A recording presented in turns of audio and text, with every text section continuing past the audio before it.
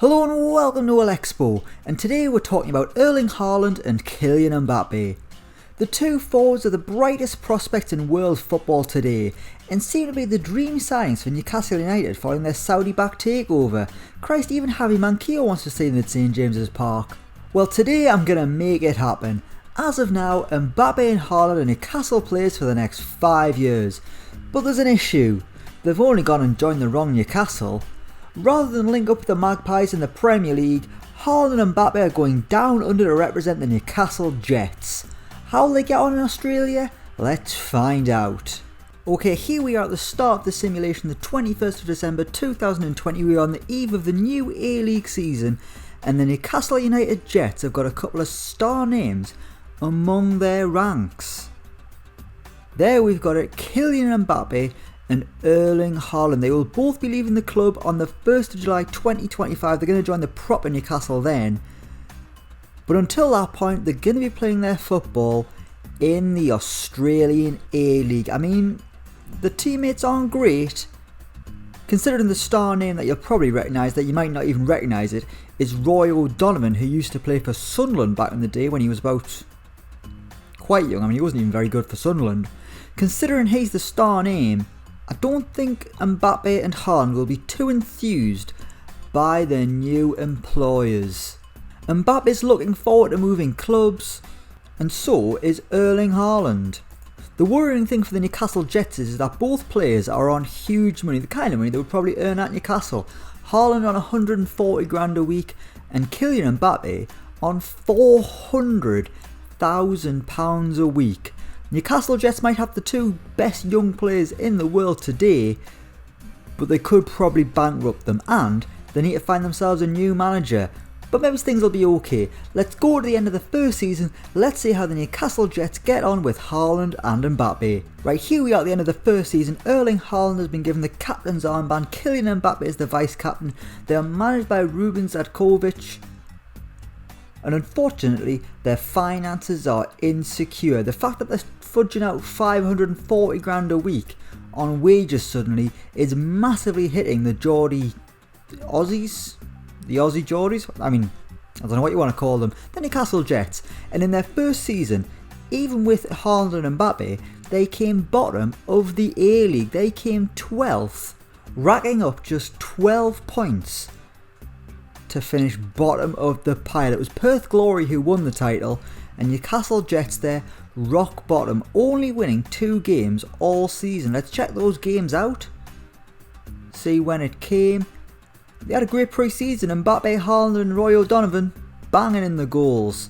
And it was actually a strong start of the season. They didn't lose any of their first 5 A-League games.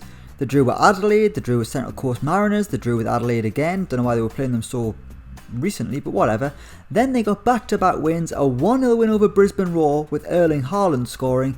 Then they beat Macarthur FC 2-1 away from home with both Mbappe and Haaland on the score sheet.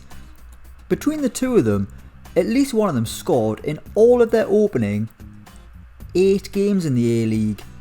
However, after their unbeaten 5-game start of the season, things went very wrong very quickly. I mean, just look at the state of that. So many losses in a row. It was an absolutely appalling season for the Newcastle Jets, and that is why they finished rock bottom. But how did Haaland and Mbappe get on? Because really that's all that matters. Haaland got 10 league goals in 24 appearances, which it's not an amazing tally to be honest with you.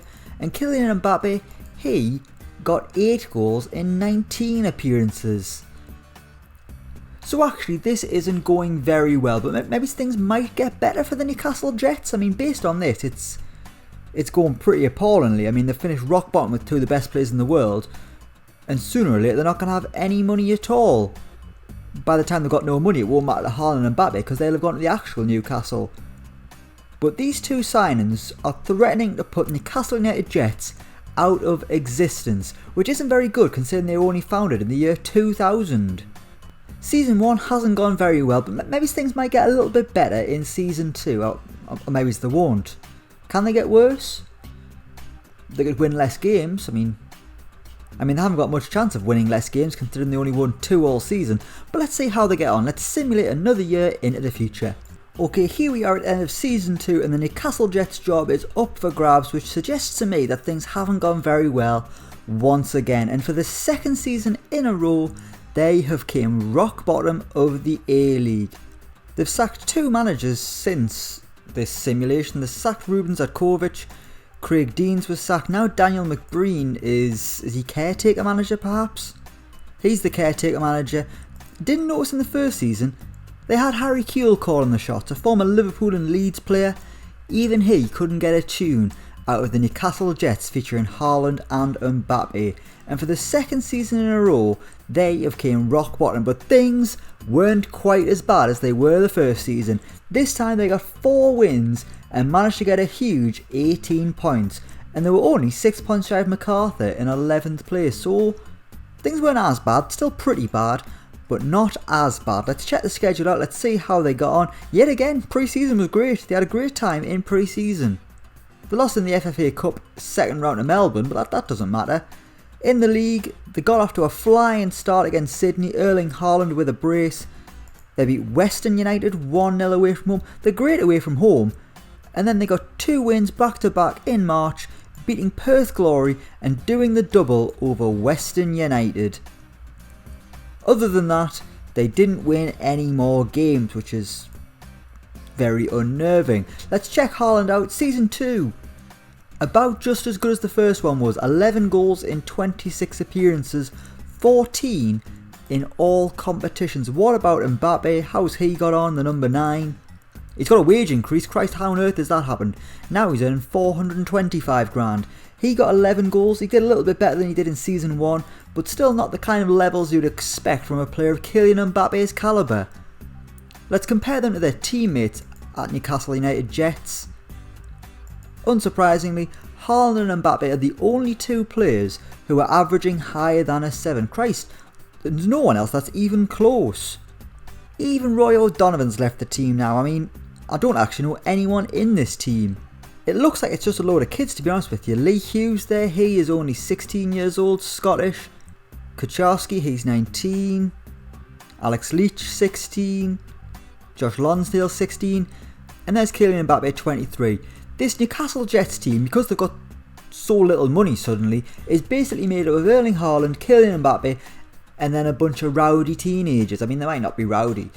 I'll tell you what they're not, good footballers. And that is why Newcastle Jets, for the second season in a row, have came rock bottom of the A-League. There seems to be a little bit of a recurring theme here now, so rather than go through this season by season and just keep saying the same thing over and over again, what I'm going to do now is I'm going to go 3 more years into the future. That'll take us to the end of Haaland and Mbappe's time at the Australian A-League side. Let's see how they get on in the next 3 years. Here's hoping that they don't go out of business and that they don't come rock bottom. What's more likely? Well, they're not going to win anything, I'll tell you that for now. Let's do it. Let's go to 2025 now. Let's see what happens. Things can't get worse, surely. Surely they might get worse. Let's find out. Right, here we are 3 years into the future, and Newcastle Jets are still the worst team in the A-League. They have came bottom, they have came 12th of the pile, but things weren't as bad in 2025 as they have been previously. They got 26 points, which was only 1 shy of Western United and Central Coast Mariners. They were only 2 shy of Perth Glory. Newcastle Jets, while they were the worst team in the division, weren't quite as bad.